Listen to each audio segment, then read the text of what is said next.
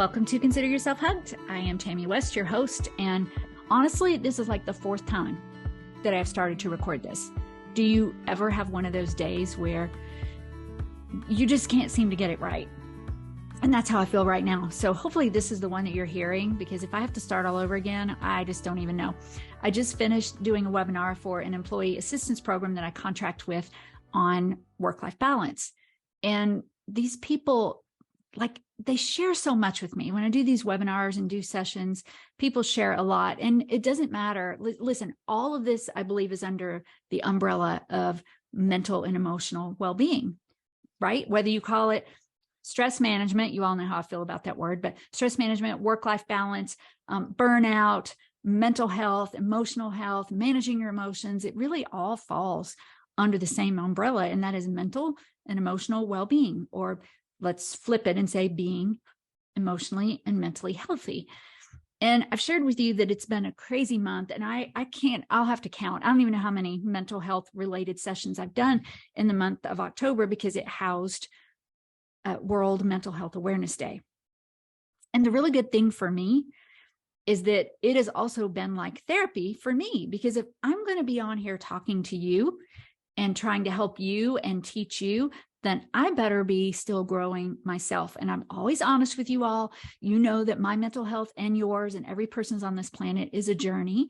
So we have the highs, we have the lows, and all we can do is just try to do whatever it's going to take to make us healthy. For some people, that's a combination of medication, therapy, and choices. For some people, it is one of those, two of those, whatever it is. But I always say, and I'll say it again at the end, never let someone shame you into not taking care of your mind, of your mental and your emotional well-being. Never let them do that. So today I was thinking, well, actually not today, yesterday, I was thinking, well, what over this month, if I had to narrow it down, what would be the top 5 things that I've learned, that I'm trying, that you can start right now? What are the top 5 things? So if you are on my Facebook page or my private Facebook group, then you probably saw my post, and I'm just pulling up my list so I can not forget anything to tell you. You probably saw my post saying, hey, what is your top way to take care of yourself? And I had a lot of people respond, so I'm going to share that with you. But I'm going to jump in, and we're going to talk about the 5 things. And let's see if I can just keep my mind focused enough to get through them all and not be too scattered. So here we go. 5 things today. I'm not saying that they're easy. And I'm not saying that if you do them right now, your whole life is just going to be by 5 o'clock. But these are the 5 things you can start. And you've heard me talk about some of them before. And they all say choose. Okay, now I'm going to talk. Number 1 is to choose your identity. If you've been with me at all for any length of time, you know that this is one of the biggest things that I talk about, is choosing your identity and who you want to be. You've heard me talk about this before in light of stressed out is an identity. I hope that you have, and if you haven't, you need to go back and look at some of these things. You may have heard me talk about ribbons, saying sometimes when you go to a conference, people will pay money for ribbons that are essentially identities telling you who they are. And I did a live conference, I guess it's been almost 2 weeks ago, for Nicollet College in Wisconsin. So much fun because it's live, it was in front of people, and I talked about this concept. So I ordered a pack of fun ribbons because I was like, I haven't done a live event in a while. I mean, I've done a few, but I hadn't thought about ordering ribbons. So I ordered what's called a fun pack of ribbons. There's 250 of them. And most of them were really cute. Like one of them said, what if the hokey pokey really is what it's all about? I mean, it had stuff like that. It was really funny. But then look at some of these. Go back on my camera here so I know it's backwards. Sorry. No one cares. I'm the worst. And loser. The big buzzkill that I am. You know how I feel about that, right? Why would we choose an identity to put on our bodies like that? I know it's a bonding thing. Like if I have one that says no one cares and somebody else looks and it's funny, and I don't mean to be a buzzkill, but I just want you to remember who you are and identify yourself in a positive way. All I can do is talk to you about my experiences and how I'm working through this. And then I would love for you always to share on the show notes, Facebook group, on the podcast itself, wherever you listen. What are you getting from this? What are your experiences? So for me, my issue is like perfectionism and wanting to just do and be perfect at all the things that I do. I'm not saying I am a perfectionist. I struggle with it in certain areas. When it comes to speaking, then I have a bad habit of comparing myself. And so many things have come into my world over the past few weeks that keep reminding me. I don't normally refer to my own self by my name. Some of you know that about me, but I'm going to talk to myself because research shows that if you talk about yourself in the third person, it actually helps. So Tammy, remember who you are. And then I was listening to a podcast last week on my Bible app. It was about anxiety and comparison. And this woman was a speaker. So try to find people who are struggling in what you're struggling with so you can listen to them or hear them. But she says, God didn't make duplicates. I want you to remember that. God didn't make duplicates. I'm not saying we can improve in a lot of areas of life, but you are special and created just as you are. So the messages that I've been noticing lately, once I opened my mind to this idea, Loretta Lynn. Okay, now I wrote all these down so I didn't forget. If you know Loretta Lynn, country music, she passed away a few weeks ago. And when I was watching some things about her life, you may know she grew up in a coal mining community, very poor. Her song, Coal Miner's Daughter. I'll put links in there for you to read about her. But she said, and people said about her, she was always who she was. She never tried to be anybody other than who she was. Didn't mean she didn't try to learn and grow, but she knew her identity and she was great with that. So that happened. And then I was watching different news anchors. This is going to sound silly, but I was watching our local news here in Nashville. And I was thinking these news anchors are goofy and silly and engaged with one another. And I love them. But on another channel, I might see some who are more professional, who are more polished, different. It's okay. They know who they are. And then my pastor, Sunday, a couple days ago at church, he said, it was at the end and he did something or forgot something. And he said, I hope y'all know I just am who I am. I'm not polished. And I thank you for accepting me like this.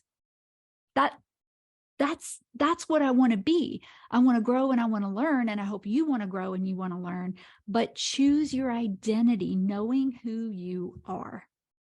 Make sense? I hope it does. Number 2, choose your emotions. And that might sound a little bit weird. I got to take a drink because I told you I just finished this hour-long webinar and I think I'm losing the voice. So what do I mean by choose your emotions? So emotions are twofold in the theory, I believe. There are your basic emotions that we all have. Joy, sadness, fear, anger, disgust, and contentment. Those are there for a variety of reasons, to protect us, to help us learn, to help us grow. They're in the basal part of your brain and the primitive part, and they never change. They never go away unless disease or injury. But then we learn to think. And so when we put thought with an emotion, then it becomes very complex. So fear, which is a snap emotion to protect you, can morph into anxiety or terror because of what we learn and what we think. So we can't necessarily, like if you almost get cut off, a car almost hits you in traffic, then fear is probably the basic emotion that allows you to release the adrenaline, that allows you to swerve. You don't really even think about it. But then your mind starts thinking, and that can develop into rage. So when I say choose your emotion, what I really mean is get in touch with your thoughts and decide which path you're going to go. When we've thought the same way forever, it's hard to change that because your brain it just becomes conditioned. And so it's the same reaction goes every single time to a certain situation because we've never really taken time to get in touch with it. Listen, in this world, I don't really have road rage. Well, I don't have road rage. Sure, I'm going to get, if somebody tailgates me, that might be the closest that can elicit a big reaction in me. But I don't really get upset if somebody pulls out in front of me, or for the most part, because I know I've done it before too. But I will have people who will say, oh my gosh, doesn't that make you mad? Or sometimes I know I'll be with someone and maybe the topic of another person who's very positive will come up. And this is not, by the way, real. I just know this has happened in the past. So I'm not talking about anybody, but somebody might say, oh my gosh, so-and-so is just like always positive and always smiling. That cannot be real. Doesn't that annoy you? We watch a show called The Neighborhood, I think it's called. And there was an episode on in the last couple of weeks. And Gemma, who's a high school or a private school principal, her friend starts working at the school, and her friend is in the teacher's lounge, and the teachers are making fun of her, saying, oh, rainbows come out of her behind, and Miss Barbie principal. And they're like, don't you find that fake? Doesn't that bother you? So all I'm going to say here is, I don't necessarily say this out loud, but I think it. You don't get to decide how I feel. I'm the only one, except for those basic emotions that are happening for a variety of reasons. I get to decide how I feel. That's huge. You can make that choice today. You can make that choice in traffic today if that's something that you struggle with. So number one, choose your identity. Who are you going to be? Don't let the world tell you. Number two, choose your emotions. Nobody else gets to decide how you feel. Number three, choose your responses to others. So what I mean by that is, when you have a difficult situation in your world, whether it's a family member, if it's someone you work with, if it's someone in the store, if it's the person who cut you off or tailgated you, you get to choose your response. And so remind yourself, let me take this down to sort of a basic level. If, let's say in your home, things are not going the way you want, maybe you're a woman and you feel like you're stuck with all the housework, or maybe you're at work and you feel like, woman or man at home too. I don't know why I said that. Anyway, maybe you have a partner and you feel like you're stuck with all the housework, or at work, you feel like you are getting dumped on, but you don't say anything. And see, I get that, because oftentimes we think people should know, or we think that if they cared about us, they would step up, or if it was important enough, they would just do it. But that's not always the case. And there are many reasons people do or don't do what they do. That was a terrible sentence, but you get what I'm saying. So what I say to myself is, I'm just going to say Tammy again. Tammy, remember that if you haven't spoken up, then this is on you. And sometimes when Tammy, me, hasn't spoken up, it's because either the risk is too great or she hasn't figured it out yet. Okay. What I want you to do is I want you to feel empowered. I don't want you to feel at the whim of the world telling you who you're supposed to be, your identity, or other people telling you how you should feel, or not speaking up, but not realizing that that's still in your power, even if you haven't done it yet. Okay. So that's 1, 2, 3. Number 4, choose to make and talk about positive choices. Okay. Choose to make and talk about your positive choices. Don't let the world drag you into its den of despair.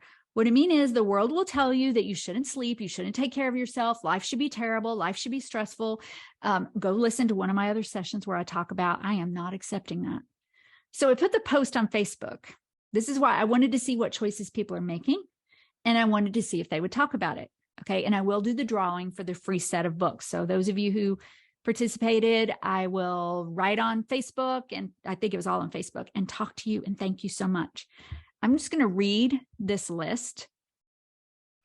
Okay, this is the list of things, choices.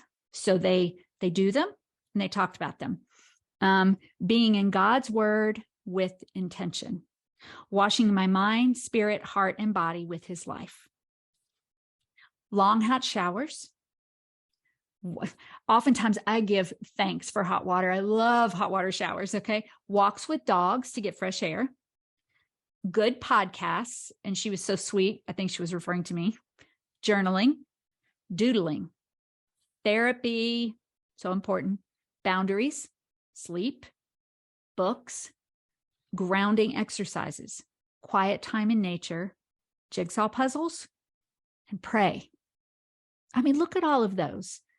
I mean, there's so many choices we could make. Like, I didn't see massage on here. Personally, I hate massage. It feels like someone is either tickling me or breaking my bones. So, and I've tried a million times. Don't like it. But that would be a choice that maybe someone else would make. Okay, so choose your identity, choose your emotions, choose your responses, choose to talk about and make positive choices. And then the final one, I told you at the beginning, I will come back to this, choose to get help when you need it. Don't ever let someone shame you into not caring for your mental health. We all have mental health. We all have times when we're great, when we're not great. I think it should even be a non-issue here. If you're sick, you go to the doctor. If it's a mind sickness for the moment, which means you're just not doing good, figure out if you need help and go get that help. So I think I've talked a lot today. Thank you for letting me be scattered. It turns out that's my personality style. But just so you know, I do try, like I make notes. I try to stay on track, but inevitably it's like I feel like you're sitting right in front of me. And then I just start talking as if there's not a whole world out there who's listening. So thank you. Thank you so much for joining today. As I always ask in the past, and I'll ask now, pass the show link along wherever you listen. It could be iTunes, Spotify, whatever it is, my website, you can listen there. So pass along. If you subscribe, download, rate, that helps us so much to grow our little community. So wherever you're listening, please do that. If you're a woman and you have not joined the private Facebook group, A Place for Women, please do that. We have conversations in that group that are just for women. So it'll be hopefully a source of encouragement.